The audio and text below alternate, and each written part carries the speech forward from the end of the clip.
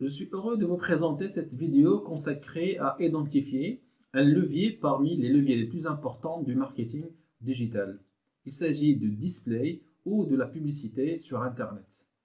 Voici les éléments à discuter dans cette vidéo. Qu'est-ce que le display? Comment faire pour acheter de l'espace publicitaire? Qu'est-ce que l'in-stream vidéo? Quels sont les critères de ciblage? Et comment mesurer le display? D'abord, commençons à répondre à la question qu'est-ce que le display? Si la télévision est associée au spot de 30 secondes et les journaux à leur entière page quadrille, la publicité sur Internet fait la part belle à la bannière. Cette dernière se décline en différents formats, animés ou interactifs, incluant de plus en plus de la vidéo. Les webmarketeurs parlent de campagne display ou tout simplement du display. Le display est un mode de publicité sur Internet permettant la mise en relation entre éditeurs proposant de l'espace publicitaire sur leur site et les annonceurs souhaitant communiquer.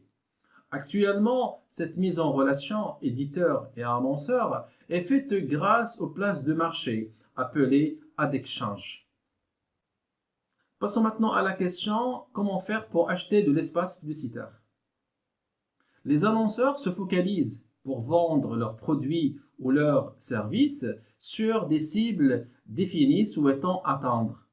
Plus la cible est qualifiée, plus le support devient pertinent. La pertinence des inventaires publicitaires, c'est-à-dire les pages sur lesquelles seront diffusées de la publicité, sont valorisées par rapport à ceux des sites proposant une audience moins qualifiée. Les espaces correspondent à des inventaires publicitaires limités mais de qualité, offrent et proposent une grande visibilité. Alors, en ce qui concerne les modes d'achat dans le display, il y a ce qu'on appelle le CPM, le coût par mille. Ce mode d'achat est utilisé sur des sites ayant un inventaire publicitaire limité et de qualité. L'annonceur rémunère l'éditeur pour chaque 1000 impressions, c'est-à-dire pour chaque 1000 affichages. Le deuxième mode d'achat, c'est le CPC ou le coût par clic. Ce mode d'achat est utilisé sur des sites ayant un inventaire publicitaire illimité et peu qualitatif. L'annonceur rémunère l'éditeur pour chaque clic sur la bannière. Le CPA ou bien le coût par action, ce mode d'achat est opéré sur des sites ayant un inventaire publicitaire illimité. L'annonceur rémunère l'éditeur par la performance, c'est-à-dire lorsque l'internaute effectue une action sur le site. Il passe une commande, remplit un formulaire ou s'inscrit à un newsletter. Le mode d'achat, le CPL, c'est le coût par lead. Ce mode d'achat est opéré généralement sur les campagnes d'affiliation. L'annonceur rémunère l'éditeur que si le lead a été constaté. Passons maintenant à la question qu'est-ce que l'in-stream vidéo ou la vidéo publicitaire? Il apparaît plusieurs formes de commercialisation de l'espace publicitaire, notamment la publicité vue par vidéo, ce qu'on appelle les streams vidéo. Il s'agit de la diffusion d'une vidéo publicitaire sur ou bien au sein d'une vidéo de longue durée. Alors, les streams vidéo ou bien la vidéo publicitaire peut être diffusée soit au début de la vidéo principale, on parle de pré-roll. Bien sûr, ici, il est impossible de zapper ou d'interrompre la vidéo. Il y a aussi, une stream vidéo peut être diffusée en cours de la vidéo principale. On parle de mid-roll, ou bien il peut être aussi diffusé à la fin de la vidéo principale. On parle de post-roll. Alors, quels sont les modes d'achat dans in-stream vidéo? Il y a ce qu'on appelle le CPE, c'est-à-dire le coût par engagement.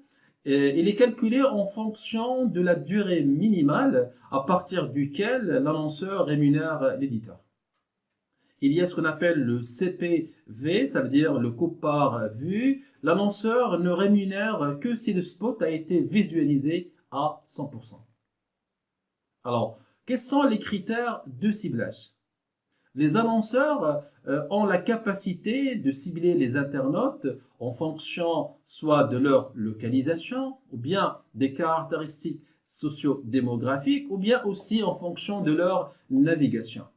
Alors, le premier critère, ce qu'on appelle la publicité géolocalisée. Il s'agit du ciblage géolocalisé, c'est-à-dire proposer de la publicité en fonction de la localisation de l'internaute, bien sûr, en fonction de son adresse IP qui permet d'indiquer où il se trouve. Il y a le ciblage socio-démographique. C'est un ciblage qui est basé sur des critères d'âge, de sexe, ou bien aussi de catégorie socio-professionnelle et de la structure de foyer.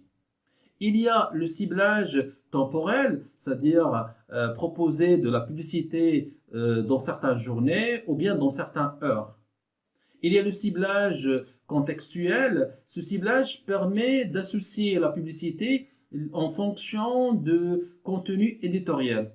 Il y a le ciblage comportemental. Ce ciblage permet d'atteindre une cible en fonction de la navigation. Et il y a ce qu'on appelle le retargeting. C'est un ciblage qui permet de relancer un internaute ayant déjà débuté une action sur Internet et qui s'est arrêté au processus d'achat. Passons maintenant au système de mesure d'une campagne display.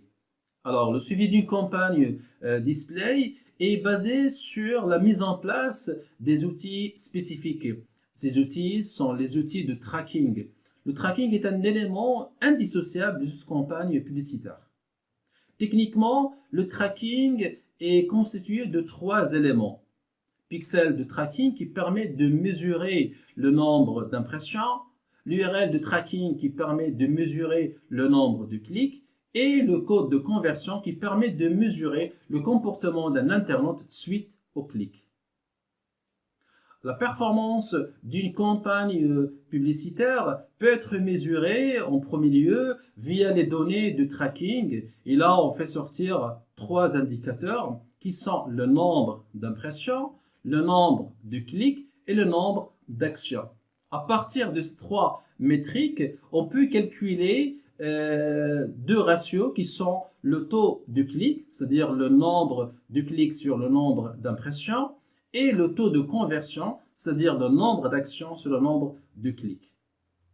Voilà en ce qui concerne le display qui est un levier très important en marketing digital. Je vous dis merci de regarder cette vidéo et si vous avez des questions ou des suggestions, n'hésitez pas à me laisser un commentaire, je lirai, je répondrai. Merci encore une fois et je vous dis excellente journée.